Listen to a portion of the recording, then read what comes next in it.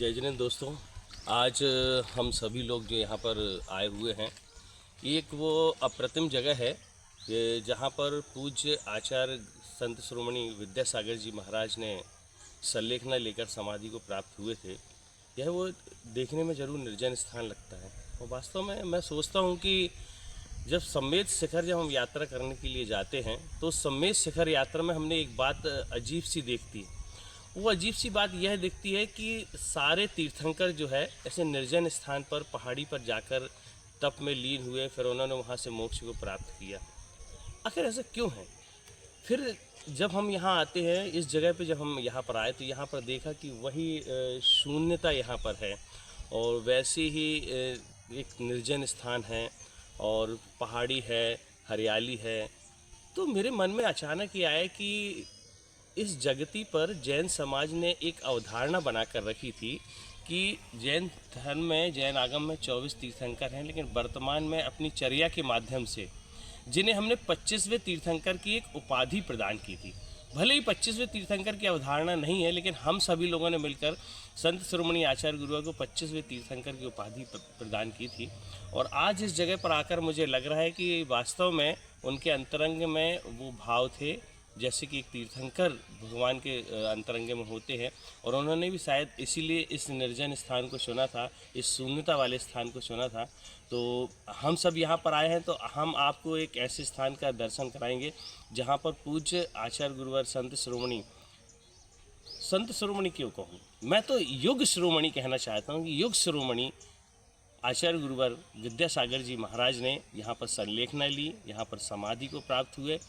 और इस यात्रा में हम आपको उस संलेखना कक्ष के भी दर्शन कराएंगे, उस समाधि स्थल के भी दर्शन कराएंगे, और उसके साथ साथ यहाँ पर जो उस समाधि के प्रत्यक्षदर्शी रहे हम उनके भी दर्शन यहाँ पर कराएंगे। तो आइए हम सभी चलते हैं उस समाधि स्थल की ओर जहाँ पर पूज्य गुरुदेव समाधिस्थ हुए।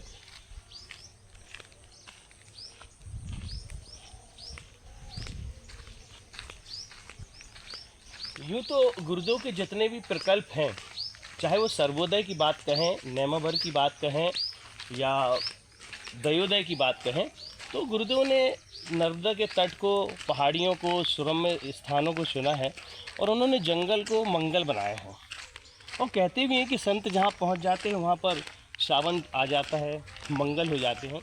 तो कुछ ऐसी ही जगह, मुझे रात में जब हम लोग विश्राम कर रहे थे यहाँ पर जानवरों की आवाज़ें आ रही थी, तो मुझे लग रहा था कि जब चतुर्थ काल के मुनि अपनी चर्या करते होंगे तो निश्चित तौर पर वो जंगल में चर्या करते होंगे। और चतुर्थ काल जैसी चर्या करने वाले आचार्य गुरुवर विद्यासागर जी महाराज ने भी इस स्थान को शायद इसीलिए चुना कि यह स्थान भी एक प्रकार से जंगल जैसा ही है, धीरे धीरे करके विकास को प्राप्त हो रहा है। और आचार्य गुरुवर ने जितने भी प्रकल्पों को चुना है वे सारे जो हैं जंगल में अथवा नदी किनारे रहे हैं। और कहते भी हैं कि अगर समाधि लेना हो तो नदी का किनारा हो, जंगल हो, गुरु का सानिध्य हो। और इतने सारे सानिध्य उनको संतों के मिले हैं, इतने सारे उनके शिष्यों ने उनको संलेखना के लिए संबोधन दिया है। आइए हम सभी वहाँ पर पहुँच गए हैं और यहाँ पर पहुँच के हम पूज्य गुरुदेव के चरणों में नमन भी करेंगे, उन्हें अपनी श्रद्धांजलि भी अर्पित करेंगे।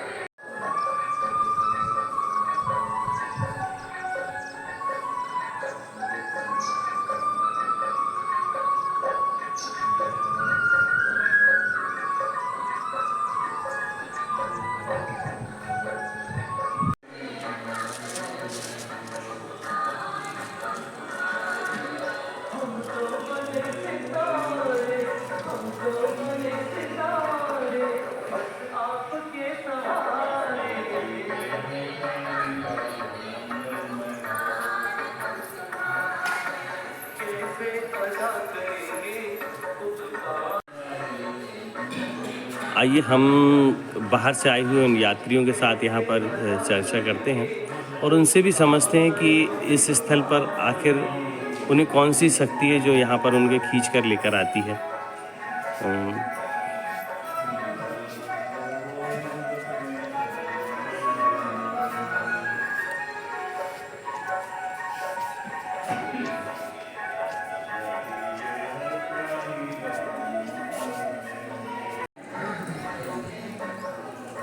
आप कहाँ से आए हैं? ये जजरीन मैं जबलपुर से आया हूँ। जबलपुर हमारा मध्य प्रदेश में आता है। और यहाँ पर आप आए हैं तो आपको कैसा प्रतीत हो रहा है? सर प्रतीत क्या हो रहा है, यहाँ तो लग रहा है कि वाकई में जो है स्वर्ग में आ गए हैं। आए तो थे कि गुरुदेव की समाधि स्थल देखने, लेकिन यहाँ के लगता है कि यहाँ गुरुदेव ने समाधि नहीं ली है। यहाँ तो एक एक पत्थर में, एक एक वृक्ष में, एक एक कण में गुरुदेव करा दिए। साक्षात है गुरुदेव यहाँ पर। लोग गलत कहते कि गुरुदेव ने यहाँ समाधि ली। यहाँ तो गुरुदेव साक्षात यहाँ पर बैठकर लोगों को अपनी आवामंडल में, अपनी शरण में ले गए। आचार्य श्री गुरु विश्वास श्री विद्यासागर जी महाराज की ये हमारा परम सौभाग्य है कि मेरे न जाने कितने जन्मों के पुण्य से आज मोक्ष श्री में दर्शन करने का सौभाग्य प्राप्त हुआ। मेरे को वैसे तो बहुत अच्छा लग रहा है, लेकिन कहते हुए बड़ा ही अफसोस हो रहा है कि हमारे गुरु जी इस दुनिया से मोक्ष पधार गए हैं। हाँ, हेलो संत श्रोमणी आचार्य भगवानेश्वर विद्यासागर जी महाराज की जय। हम बहुत धन्य हुए कि हमें आज आचार्य श्री जी समाधि स्थल का दर्शन करने का सौभाग्य प्राप्त हुआ।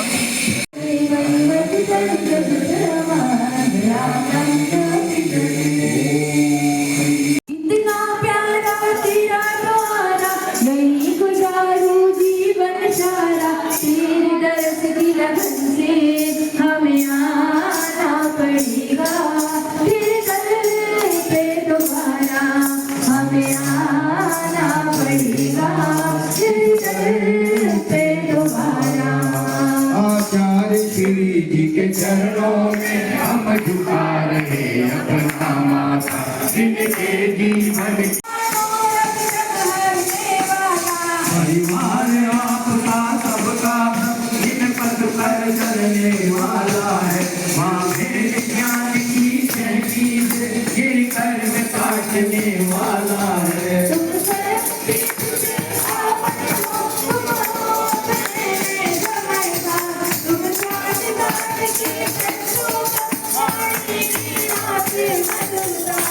कुंद कुंद के कुंदन से कुंदन साधक को कर देंगे, तुम निकल पड़े बस इसीलिए भटके अटकों को बदलेने।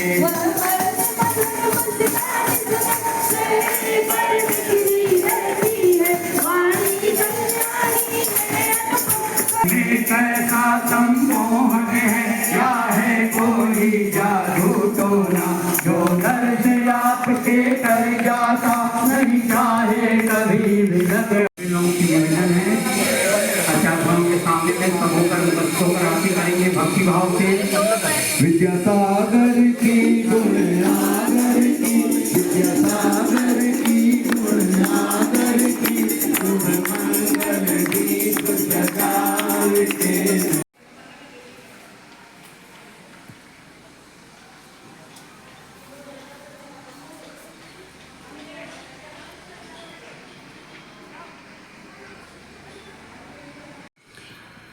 यही वो स्थान है जहाँ परम पूज्य संत शिरोमणि आचार्य गुरु विद्यासागर जी महाराज ने अपने अंतिम समय में यहाँ पे ध्यान में लीन रहे और उनके साथ निर्यापक श्रवण योग सागर जी, समता सागर जी, प्रसाद सागर जी, पूज्य सागर जी, चंद्रप्रभ सागर जी, महासागर जी, निष्कम सागर जी, निरामय सागर जी, निश्चिम सागर, एलक निश्चय सागर जी और धैर्य सागर जी महाराज उन्हें विदाई हेतु संबोधन कर रहे थे, जब सुना रहे थे।